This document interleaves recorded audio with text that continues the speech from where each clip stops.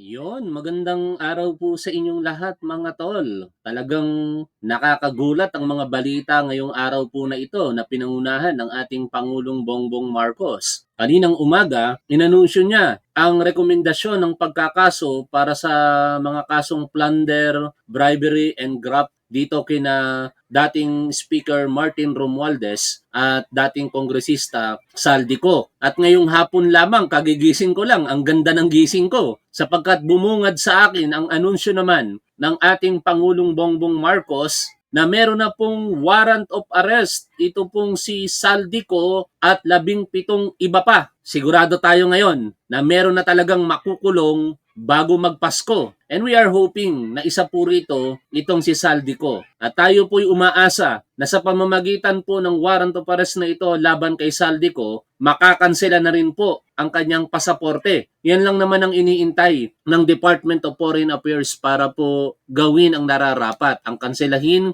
ang pasaporte ni Saldico nang maging mas madali para po sa ating otoridad ang pag-aresto rito. Si Saldico ay hindi po alam sa kasalukuyan kung nasaan, pero may mga bali-balita nung nakaraang rally, partikular na pinangunahan ng Iglesia ni Cristo noong November 16 at 17, hindi nga lang umabot na yan ng November 18, napabalita, may mga chismis na gusto daw nitong makijoin sa rally na yon kaya malapit lang daw po rito sa bansa natin. At ang sabi nga, nasa Japan daw po ito lumalagi. Pero yan po ay unverified reports. Ganun pa man, ang pinakamahalaga ngayon dito, meron na siyang warrant of arrest and eventually makakansela na ang kanyang pasaporte kaya mahihirapan ng gumalaw itong si Saldico sa pagpunta sa iba't ibang bansa o kung saan man siya nagtatago sa kasalukuyan. Ang ating law enforcement authorities, partikular ang ating Philippine National Police at National Bureau of Investigation, umaasa po kami na sa pamamagitan po ng anunsyo na ito ng ating Pangulong Bongbong Marcos, magiging mabilis ang inyo pong aksyon. At sana overnight, meron na pong mga maaresto rito. Pakinggan po natin ang ating Pangulong Bongbong Marcos. Magandang araw po sa inyong lahat. Ito po ay isa pang report na aking ginagawa upang malaman ng taong bayan kung ano na ang nangyayari tungkol sa mga flood control na kaso na naging iskandalo at kung paano kung ano ang mga ating nagawa upang mapanagot ang mga may kagagawan nito. Kaya nais kong i-report na ang ombudsman nagpormal nang naghain ng kaso laban kina Saldico at iba pang 17 individual batay sa mga ebidensyang iniakyat ng ICI at saka ng DPWH. Hindi po ito haka-haka, hindi po ito kwento. Ito po ay tunay na ebidensya. At ito po, para hindi ko na babasahin, pero makikita naman ninyo sa phone ninyo, ito yung listahan ng may arrest warrant na. At ang susunod na hakbang ay wala nang paligoy-ligoy pa ang ating mga otoridad ay siyempre papatupad na nila itong mga arrest warrant na ito. Aarestuhin na sila, ihaharap sa korte at pananagutin sa batas. Walang special na pagtrato, walang sinasanto. Ako ang nagsimula nitong lahat. Ako ang magtatapos. Kaya't asahan po ninyo na wala pong tigil itong aming ginagawa. At kahit na parang napakatagal ang dumaan na panahon, ako'y nagpapasalamat sa pasensya ng ating mga kababayan. Ngunit nagbunga na ng resulta ang mga pasensya ninyo. Narinig po natin ang ating Pangulo, Siya ang nagsimula at siya ang tatapos. Kaya yung mga sinasangkot si Pangulong Bongbong Marcos dito, mga tanga lang kayo naniniwala kayo kay Saldico. Palibasa mga tanga kayo. Pwede ba yon na si Pangulong Bongbong Marcos ang nagsimula, pati sarili niya madadawit? Ganun lang naman kasimple yan. Kung wala kang kasalanan, panindigan mo at gawin mo ang lahat para mahuli ang mga balasubas na ito. At gano'n ang ginagawa ng ating Pangulong Bongbong Marcos. Logic, Siya ang nagpahayag na merong ganitong kalaking iskandalo sa ating gobyerno na ang mga public officials na tinawag niyang balasubas kinalaunan ay kinukurakot ang pondo ng ating gobyerno. Tapos idadawit nyo siya. Paniniwalaan nyo si Saldico na primary suspect dito, na ang tanging layunin lamang ay ilayo ang kanyang sarili sa accountability. Maniniwala kayo kay Saldico na nagsasabi na wala daw pong isang pera na punta sa kanya? ang tatangan nyo naman para maniwala sa tao na yon. Ngayon, wanted na. Yung dati nyong kinaiinisan, yung dati nyong niyuyurakan ng pangalan na si Saldico, ngayon hinahangaan nyo kasi dinamay niya si Pangulong Bongbong Marcos. Ganun kayo katanga, mga Duterte supporters. Ngayon, ito po yung partikular na ipinakita ng ating Pangulong Bongbong Marcos na meron na pong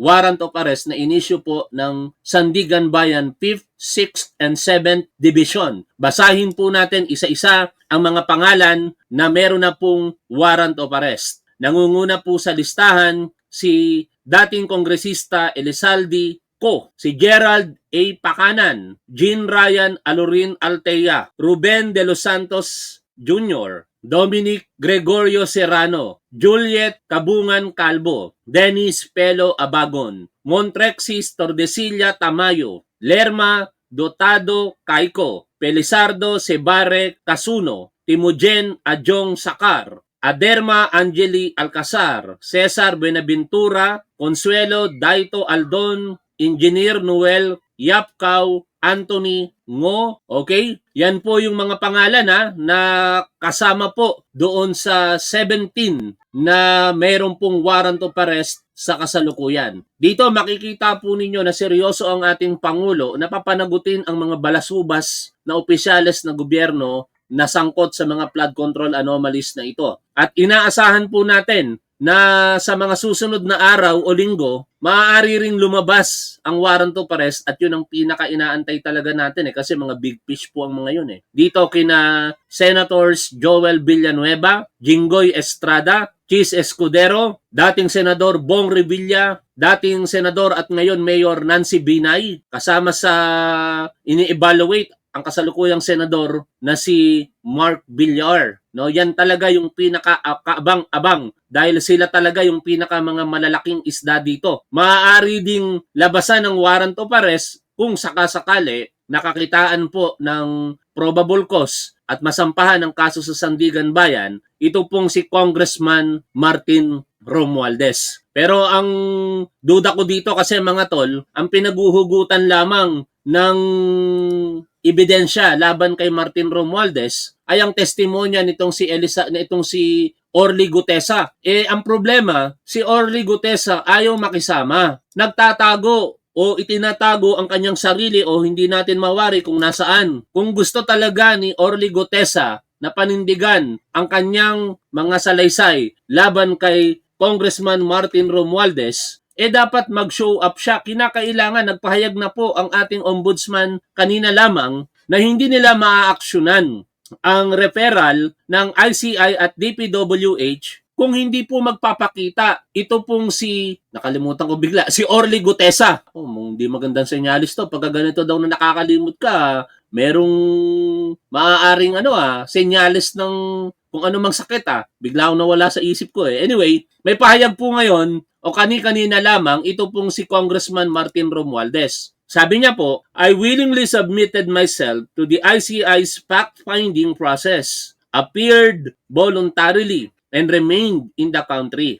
Throughout all these proceedings, no sworn or credible evidence has ever linked me to any irregularity. And again, my conscience remains clear. Pero i-correct lang natin si Congressman Martin Romualdez kasi ang sinasabi po ng ICI at ng DPWH meron pong sinumpaang salaysay na naglilink po sa kanya sa di umanay kontrobersiya na ito kaugnay ng flood control. At ito nga po yung sinumpaang salaysay nitong si Orly Gutesa. Pero again, babalik lang tayo doon po sa sinabi ko kanina, kung hindi magpapakita si Orly Gutesa, wala pong mangyayari dito po sa reklamo na ito kay Martin Romualdez. Sa pagpapatuloy po ng ating pagbasa sa kanyang pahayag, sinabi niya rito na siya'y nagtitiwala sa Ombudsman. It's now with the Ombudsman, I trust in the Ombudsman's impartial and thorough review and evaluation. I do so with confidence that a fair and complete assessment of the record will reflect the truth. Ngayon, kaugnay po ng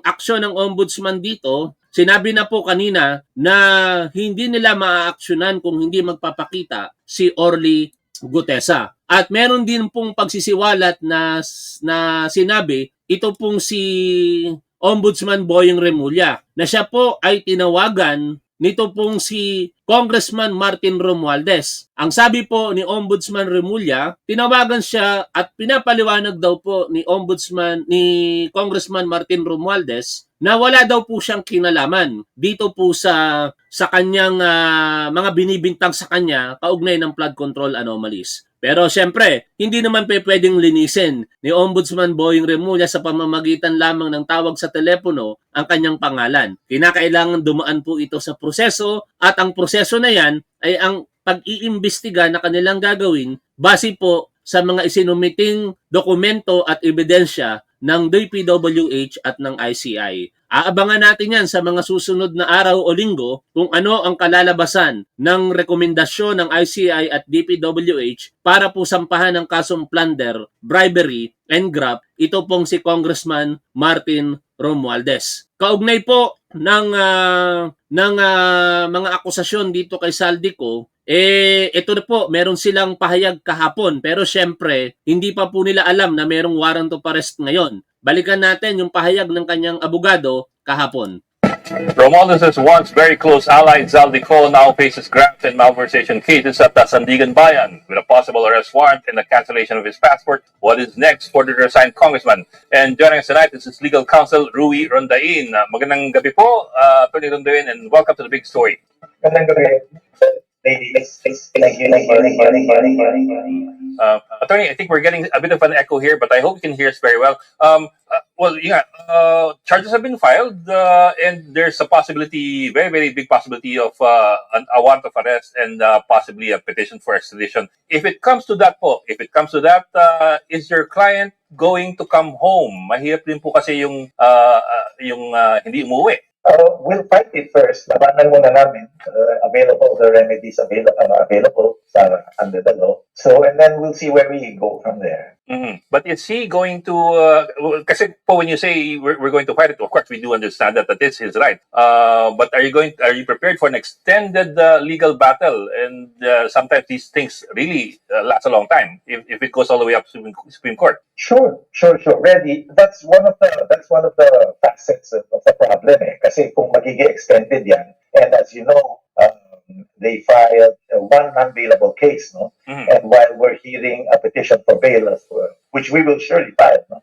In the meantime, naka-detain siya. So that's one of the objections why we have. Yun ang sitwasyon talaga dyan. Hindi yan maikakaila na ang sino mang taong naakusahan ng anumang paglabag sa batas na merong kaparusahan na reklusyon perpetua o life imprisonment habang dinidinig ang kaso o nililitis, ang akusado ay dapat nakakulong. Maliban na lamang kung ito pong akusado ay mag-file ng petition for bail at i-grant ng korte dahil mahina ang ebidensya. Yun po kasi ang requirements Lahat ng mga kaso na ang kaparusahan ay life imprisonment o reclusion perpetua, kung malakas ang ebidensya, hindi dapat makapagpiyansa. At sisikapin syempre ng lahat ng mga akusado ngayon na makapagpiyansa sila. Mahirap yatang magpasko sa loob ng kulungan. Pero mukhang mahihirapan po sila dahil sinasabi ng ating mga otoridad na napakalakas talaga ng ebidensya laban po sa mga sangkot dito po sa flood control anomalies. Kanina, si Ombudsman Boying Remulla ay bisita sa isang aktibidad kung saan siya po ay nagsalita. Napakaraming palakpak ang tinamo ni Ombudsman Boying Remulla mula sa mga audience sapagkat sa tingin ko po satisfied ito pong mga nakikinig sa kanya even sa live streaming na mga nanonood sa kanya maliban sa mga tatanga-tangang Duterte supporters ang ayaw po sa kanya. Pinapalakpakan ilang beses at bahagi po ng live streaming na yon at interview sa kanya, ito panoorin po natin. In your opinion or from your point of view, when will you be ready to file a case against Martin? We've been studying the Martin Romualdez case for the past 40 days since we came into office. Let me tell you, Martin is a fraternity brother. Yes. He entered the fraternity when I was the illustrious fellow. So we have a naturally close relationship. We work together in Congress. I answered his call once because we respect each other. He talked to me. That was before I assumed office, but after I was appointed. And after that, I didn't talk to him anymore because I have to think clearly about these cases. I posited an idea that that the evidence is slow in coming because Martin, knowing him, never talks about money to anybody. That's his way of doing business, especially politics. He never talks about the money. But from the all that we see right now, it appears that flood control became a currency, a political currency of sorts. How this be treated as a criminal matter is another matter. It's another issue. So we have to go and look at the evidence that will pinpoint a specific violation of law and a specific culpability. But there are other angles that we're looking at that I cannot reveal right now. I've discussed even this morning with my people. I've discussed with certain politicians from the House who are not with him. And I just gave them an idea of what can be, but we are not letting up.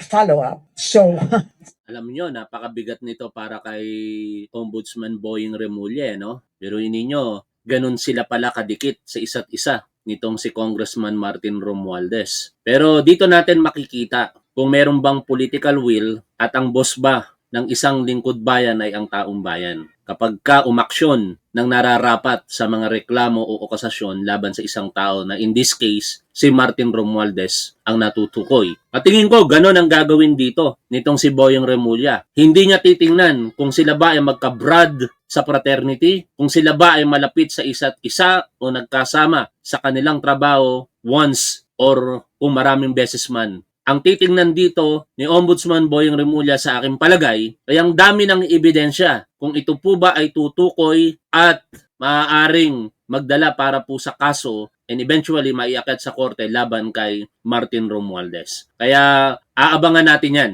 Kung ano man ang maging desisyon dito ng Ombudsman laban o pabor para kay Congressman Martin Romualdez, ako po, paniniwalaan ko yan at susuportahan. Kasi malaki po ang tiwala ko dito kay Ombudsman Boying Remulla, sa totoo lang. Tingin ko, si Ombudsman Boying Remulla, ang ilan po sa mga mabibilang na lamang natin na mga lingkod bayan na makatotohanan po sa kanilang tungkulin. Isa pa, baka kasi hindi nakasama dito sa excerpt o dito sa bahagi ng live streaming. Yung Parmali case, kung matatandaan po ninyo, ito ay ang iskandalo ng korupsyon sa panahon ng Duterte administration. At napansin yan nitong si Ombudsman Boying Remulla na nung siya'y papasok pa lamang sa Ombudsman, agad-agad sinampahan ng kaso ng Ombudsman ang mga sangkot di umano sa Parmali scandal. Pero ito ay agad inutos ni Ombudsman Boying Remulla sa kanyang mga tauhan na humiling sa korte na ito'y mabawi at pag-aralan muli ang kaso sapagkat sa paniniwala ni Remulla na minadali ito para kinalaunan mauwi sa pagkaka-dismiss at magamit ngayon ng mga sangkot sa Parmali scandal ang double jeopardy na kanilang karapatan sa kung anumang kasong maaari nilang kaharapin sa hinaharap. Kaya napakaganda ng diskarte na yan mga tol. Dahil kung mahina nga naman ang kaso at madismiss, tapos ang kaso sa Parmali scandal, hindi na sila mahahabol. Pero dito, dahil nga po muling pinapasuri ni Ombudsman Boying Remulla, tingin ko pagka muling isinampa ito sa korte, magiging malakas ito. At alam na natin kung sino-sino ba ang mga sangkot doon. At sana, mapanagot din. Hindi lamang dito po sa mga flood control anomalies. Lahat sana ng mga gumawa ng pambabalasubas sa pondo ng bayan, mapanagot sa hinaharap. Ituloy po natin ang pakikinig po dito. so when? I mean, you say it's the hard to evidence, etc. So when? You think it will be filed within the year? I mean, not this year, but at least in the next 6 months or 9 Oh months? yes, yes, You think so? yes, ma'am. I'll hold you to that. Yes, ma'am.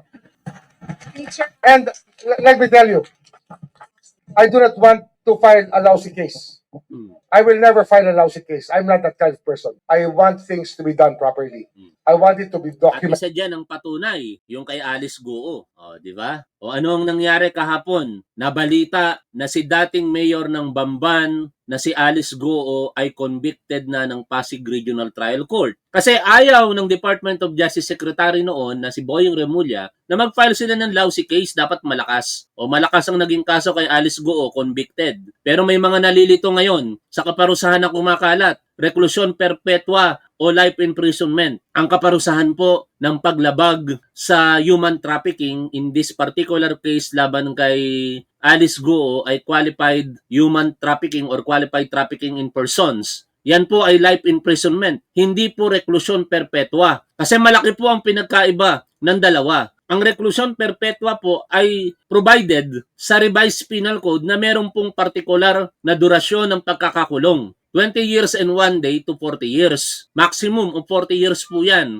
sa reklusyon perpetua. Pero kapag ka life imprisonment po ang ipinataw na kaparusahan ng korte, ito po ay provided sa special laws at literal po na kapag ka life imprisonment, ito po ay pagkakakulong ng habang buhay. For the rest of your life, makukulong ka. Wala pong bilang ng taon. Kaya ito pong si Alice Go, ine-expect po natin na once na maging final po ang conviction nito, literal po na ito po ay mabubulok na sa bilangguan. Bakit po natin sinabing hindi pa final ang kanyang conviction? Kasi may mga legal remedies pa po itong si Alice Go. In fact, kahit nga po hindi niya na i-avail ang legal remedies, meron pong automatic review ang Korte Suprema sa anumang kaparusahan sa batas na ang hatol ay reclusion perpetua or life imprisonment. Automatic i-review po yan ng Korte Suprema. In short, magkakaroon po yan ng appeal sa Korte Suprema. And once na matapos ang appeal na yon, saka lamang magkakaroon ng finality. Pero syempre, inaasahan po natin na malakas talaga ang ebidensya laban kay Alice Go. Kaya pagdating sa Korte Suprema, sigurado din po na makukonvict yan at ang hatol ay habang buhay na pagkakakulong. I want it to be solid, and I want to look the justices in the eye that if you miss out on this case, it's your problem, not mine. Because that's the way it should be. That's why the conversations with the judiciary have been very frank. I've actually been speaking to the only, I think he's the only UP graduate in the Supreme Court. He was my classmate, Marvick Lonen. I've been speaking with him together with the Chief Justice. And we've spoken about that. That's why there's already an RTC, special RTC courts. That jurisdiction may no longer be like a ping pong game. So that's already done. It's a done deal. And Sandigan Bayan has been tasked to finish trials and not have delays in the process. I think that we're gaining good ground with regards to the judiciary.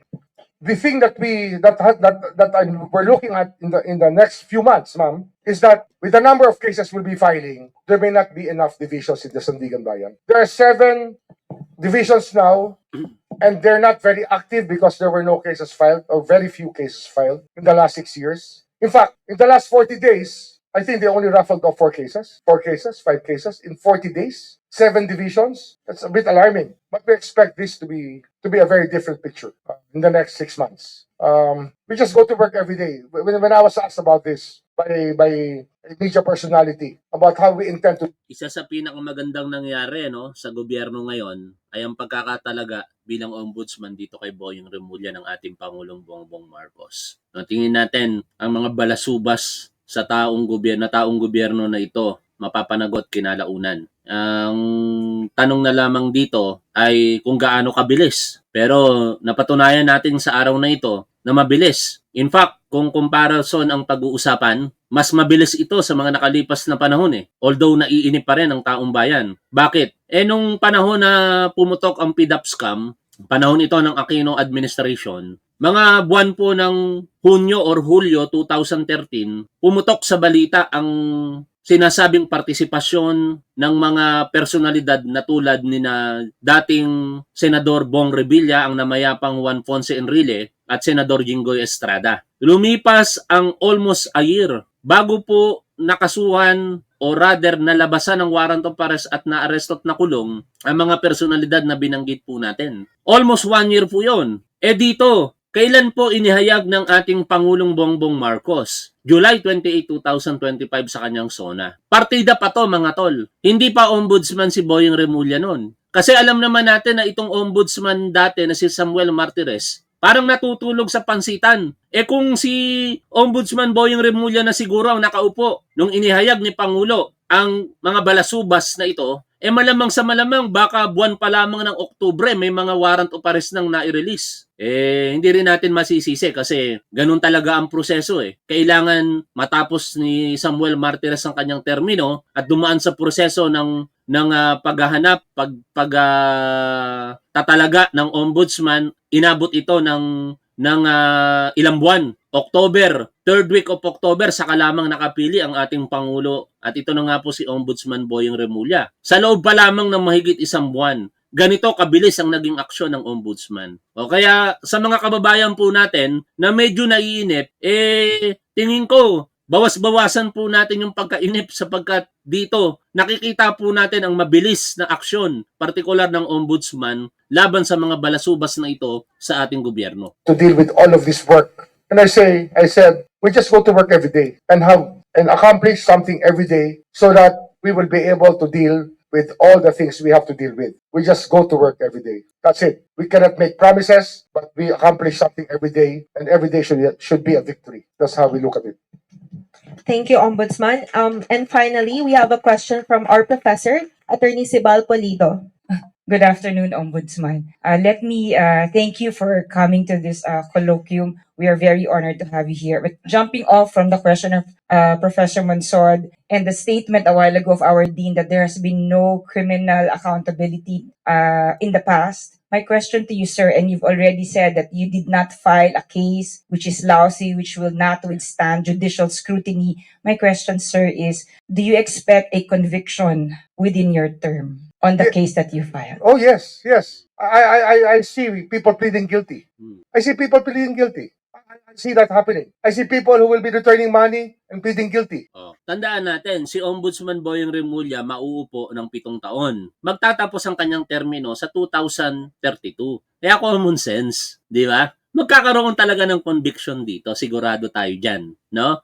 Ang trial, hindi naman yan tatagal ng siguro 5 taon sa ganitong mga sitwasyon dahil pinapabilis talaga ang proseso dito. Magkakaroon dito ng mga special courts ang Sandigan Bayan para fokusan ang mga cases na ito ng korupsyon. Kaya within a year or 2 years, malamang sa malamang may conviction na yan. Pero ang mahirap kasi dyan, pagka umakit na sa mga appellate court. Ganito kasi yan mga tol Trial court ang Sandigan Bayan. At the same time, appellate court din ito. Kapag ka na-convict sa isang dibisyon ng Sandigan Bayan, magpapile ng motion sa dibisyon na na-convict sa kanya o kaya iaakyat sa appellate court na Sandigan Bayan in general, no? Yung mismong komposisyon ng Sandigan Bayan, doon na i-a-appeal yan. Tapos after doon, kung hindi pa rin pumabor sa kanila, i-a-appeal naman nila yan sa Korte Suprema at doon na aabutin ng siyam-siyam. Yun ang mga medyo malungkot na pangyayari rito. Pero ang mahalaga rito mga tol, kung no bail ang kaso, nakakulong yung mga akusado. Pero sa kabilang banda, dahil nga po may warrant of arrest na ito pong si Saldico, ay ito na ang aksyon ng ating DILG. Ayon po dito, sa interview kay SILG John Vic Remulla, ay hinihilingin na nila ngayon sa International Police ang Red Notice. Ang Red Notice po ay isang pakikipag-ugnayan sa mga member countries ng Interpol na meron pong wanted person, partikular sa ating bansa, na dapat mahuli. At kung ito po ay nasa kanilang bansa, obligado po ang member countries na makipagtulungan, hulihin ang tao na yon at maibalik dito po sa Pilipinas. Ganun po kasimple ang Red Notice. Pakinggan po natin ang interview kay SILG John Vic Remulla. Pamilya, ready na ba ang ating guest? Alright, dahil meron na lang po tayo mga nalalabing mga 10 minuto sa ating programa, pasok na po natin ang ating susunod na panauhin. Walang iba kundi ang kalihim ng DILG, si Secretary John Vic Remulla. Sec John Vic, magandang gabi. Tony po ito. Magandang gabi, Tony. Magandang gabi po sa lahat. Sec, tanong lang natin kung meron na ho kayong kopya ng arrest warrant from the Sandigan Bayan? Wala pa po. Nasa in process po of delivery. Opo. As of latest, it's 4 p.m. po ni-release. So may chain po yan ng pagpadala ng warrant of arrest. Okay. So you don't have the names yet kung sino-sino po yung mga subject ng arrest warrant or may idea na kayo? May idea po ako, Zaldico. Yeah. And members of his board of directors. High Tone and And Sunwest. then yung mga DPWH officials involved doon sa ghost project sa Mindoro. Mimaropa. Okay. Mimaropa. Right. Opo. So, ito pong pagsisilbi ng arrest warrant, Sec, ito po ay sole responsibility ng PNP. Tama po? Lahat po ng law enforcement units, kasama po ang NBI, Ah, kasama po PNP. okay. So joint effort ito, PNP, NBI. Apo, Okay. apo, apo. May ibibigay ho ba kayong palugit dito sa mga 17 ipinaaresto na kusang sumuko? Apo, pag makuha ko po yung copy, I will come up with a memorandum.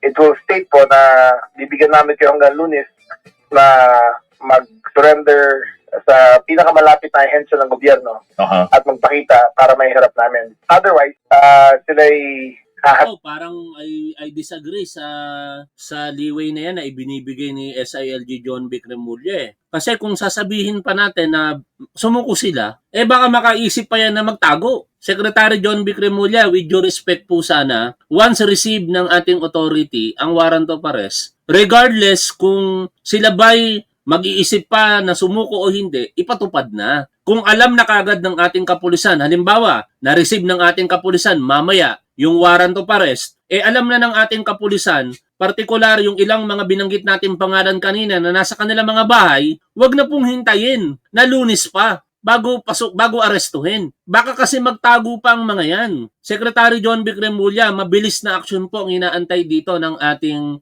mga kababayang Pilipino. Hulihin agad. Wag na pong patagalin pa, wag na pong bigyan ng pagkakataon na makapagtago pa ang mga ito. Kasi kung sasabihin po natin ngayon na sila'y binibigyan pa ng opsyon na sumuko, iba po ang sitwasyon. Ang kanilang mga kaso ay wala pong piyansa. Normal mindset ng isang tao na makukulong ng napakahabang panahon ay itago ang kanyang sarili. Mahihirapan pa kayo niyan pag nagkataon. Yun naman ay suggestion ko lamang, Secretary John Vic Remulla.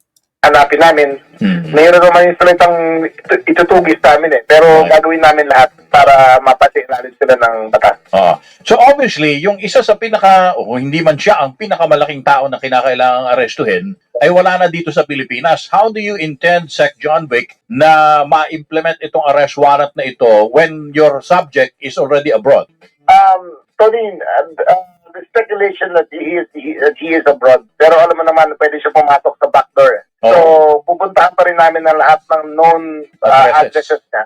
I-reserve namin yung mga warrants, i-check namin yung mga bahay, titignan namin na lahat ng mga negosyo niya kung doon siya. Okay. We will look for traces kung nasaan. Otherwise, we will send a red notice sa Interpol para makuha siya.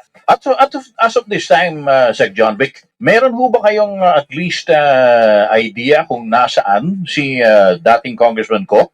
Ang intelligence report namin ay last Monday nasa Japan siya.